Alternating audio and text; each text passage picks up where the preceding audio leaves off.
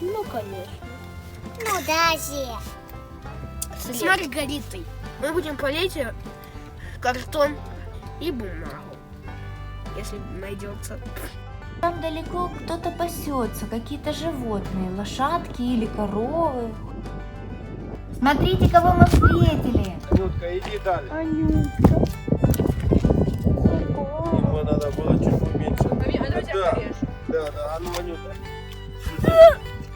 Не бойся, дай ему руку, да, пусть понюхает. Да. Ой, ты меня облизнул.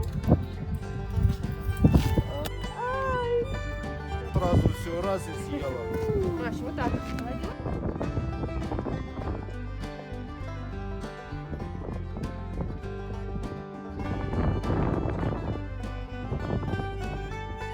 Так и сай забавно. Тоненько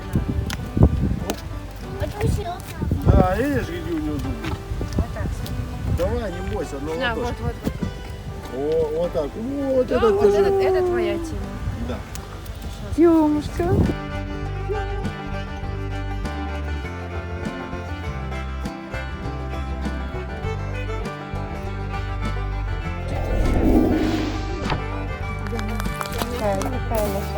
Не взяла, да? Вот так, не бойся. Маша, молодец.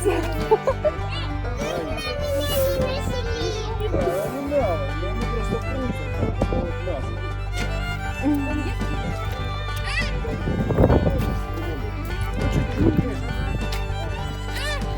А ты не бойся, вот уже вот так. Вот давай вот. Языком надо. Ты такая красивая. Ты такая Бойся, не бойся, красивая. дай бойся, вот только вот так. Дениска. Так вот, дай, вот, чтобы она полезала. Вот, ладошку, да.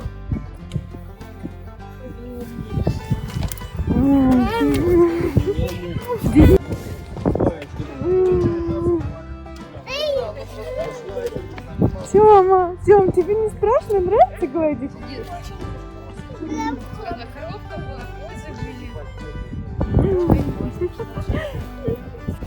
А тебя как зовут? Маечка ее зовут. Маечка. Ты снимай или нет? Маечка, Маша, это Маечка. Такие имена красивые все. Мама не пустит. А сколько ему? Это мама с уже ребеночком. Ему не разрешают подходить. Слишком он маленький. Молись. Мама, я хочу к нему идти.